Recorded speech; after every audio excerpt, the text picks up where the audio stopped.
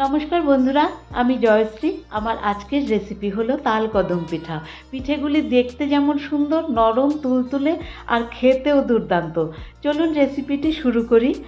একটা কড়াইয়ের মধ্যে আমি এই বাটি মেপে 1 বাটি তালের রস নিয়ে নিয়েছি। তালের রসটা কিন্তু খুব ঘন হলে তবেই রেসিপিটি খুব টেস্টি হবে। আর এই বাটি মেপেই 1 বাটি পরিমাণে জল দিয়ে দিচ্ছি, আর দিয়ে দিচ্ছি 1/2 চামচ পরিমাণে লবণ। এবারে তালের রসের সাথে জলটাকে ভালো করে মিশিয়ে দিয়ে আমি কিছুক্ষণ ফুটিয়ে নেব।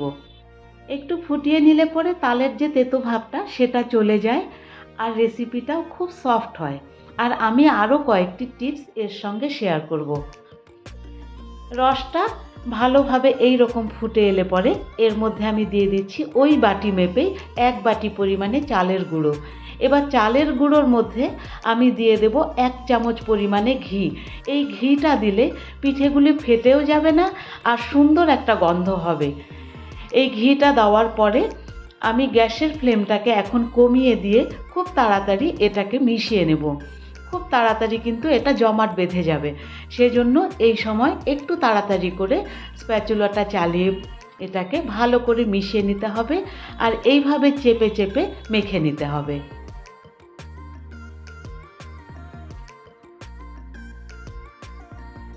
এই রকম একখানা ডো তৈরি হয়ে গেলে আর কড়াই থেকে যখন ছেড়ে আসবে তখন আমি এই কড়াইটাকে নামিয়ে নিচ্ছি। এবারে একটা প্লেটের মধ্যে এই মিশ্রণটাকে আমি রেখে দিই। ঘিটুকু দেওয়ার জন্য ওপর দিকটা ফেটে ফেটে যাবে না, আর খুব সুন্দর মসৃণ হবে জিনিসটা। আর এদিকে আমি 2 ঘন্টা আগে 1 কাপ মতো চাল ভিজিয়ে রেখেছিলাম, বাসমতি চাল। এই চালটাকে জলটা ঝরিয়ে আমি একটা ছাঁকনির উপরে রেখে দিয়েছিলাম। এবারে এটাকে একটা প্লেটের মধ্যে আমি ছড়িয়ে দিচ্ছি যাতে সম্পূর্ণভাবে শুকিয়ে যায়। কড়াইটিকে আর একবার গ্যাসের উপর বসিয়ে দিয়েছি। এখানে 1 বাটি পরিমাণে নারকেল আর নারকেলের অর্ধেক পরিমাণে গুড় দিয়ে দিলাম। এবারে গুড়ের সাথে নারকেলটাকে ভালোভাবে মিক্স করে নিচ্ছি। নারকেল আর গুড় মিলে একটু গরম হয়ে গেলেই এর থেকে জল ছেড়ে দেবে। ভালোভাবে মিক্স করে নেওয়ার পরে একটু যখন জমাট বেঁধে আসবে, খুব একটা পাক আসার দরকার নেই, একটু জমাট বেঁধে আসলে পরে এটাকে আমি নামিয়ে নিচ্ছি। এবারে এই তালের মিশ্রণটা বেশ ঠান্ডা হয়ে গেছে, এটাকে আমি হাত দিয়ে ভালো করে একটু মেখে নেব। একটু মেখে না নিলে পরে কিন্তু ফেটে যেতে পারে। আর ডোটা কিন্তু এই রকমই শক্ত শক্ত করবেন, তাহলে পরে কিন্তু পিঠেগুলি দেখতেও সুন্দর হবে আর শেপটাও ঠিকঠাক থাকবে। ভালো করে মাখা হয়ে গেলে এখান থেকে অল্প অল্প করে এরকম অংশ তুলে নিয়ে হাতের মধ্যে গোল করে ঘুরিয়ে একটা বল মতো করে তারপরে একটা বাটি শেপ দিয়ে দেব। এই বাটিটার মধ্যে আমি অল্প অল্প করে পুর ভরে দিচ্ছি। পুরটা একটু চেপে চেপে ভরে দিয়ে চারপাশ থেকে এইরকম জুড়ে দিয়ে আবার একটা বল তৈরি করে নিচ্ছি। এখন এই যে চালটা রেখেছিলাম, এই চালের মধ্যে একবার একটু ঘুরিয়ে নিলে পরেই চালগুলো আটকে যাবে। তারপরে ছিদ্রযুক্ত একটা থালার মধ্যে আমি রেখে দিলাম।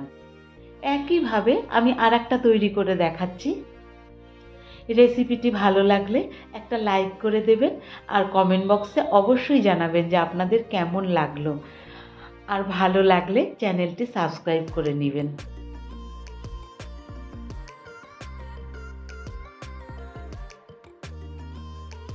একইভাবে সবগুলোকেই আমি তৈরি করে নিচ্ছি, আর চালের মধ্যে ঘুরিয়ে চালটা যেন সব দিকে লাগে সেটা একটু দেখে নিতে হবে। তারপরে এই থালার মধ্যে রেখে দিচ্ছি। একটু ফাঁকা ফাঁকা করে কিন্তু রাখতে হবে, কারণ পিঠেগুলো তৈরি হবার পরে চালটা চারদিকে ছড়িয়ে যাবে আর একটু ফুলে উঠবে। এবারে কড়াইয়ের মধ্যে জল বসিয়ে দিয়েছিলাম। ফুটন্ত জলের উপরে এই প্লেটটাকে আমি দিয়ে ঢাকা দিয়ে 15 মিনিট ভাপে সেদ্ধ হতে দেব। 15 মিনিট বাদে আমি ঢাকনা সরিয়ে নিচ্ছি। দেখুন দুর্দান্ত স্বাদের তালকদম পিঠে তৈরি হয়ে গেছে। এবারে প্লেটটাকে নামিয়ে নিচ্ছি, আর বাকিগুলো একইভাবে তৈরি করে নেব। প্লেটটাকে একটু ঠান্ডা করার পরে আমি দেখাচ্ছি, দেখুন কত সফট হয়েছে, আর চালগুলোও কিন্তু একদম সেদ্ধ হয়ে গেছে। প্লেটের মধ্যে নামিয়ে নিচ্ছি। এই পিঠেটি আপনাদের কেমন লাগলো আর বানিয়ে খেলেন কিনা আমাকে কমেন্ট বক্সে অবশ্যই জানাবেন। আর একখানা ভেঙে দেখাচ্ছি, দেখুন কেমন সফট হয়েছে, আর ভেতর থেকে নারকেলের পুরটার জন্য স্বাদ তো অসাধারণ হয়েছিল। রেসিপিটি কেমন লাগলো জানাবেন। ধন্যবাদ।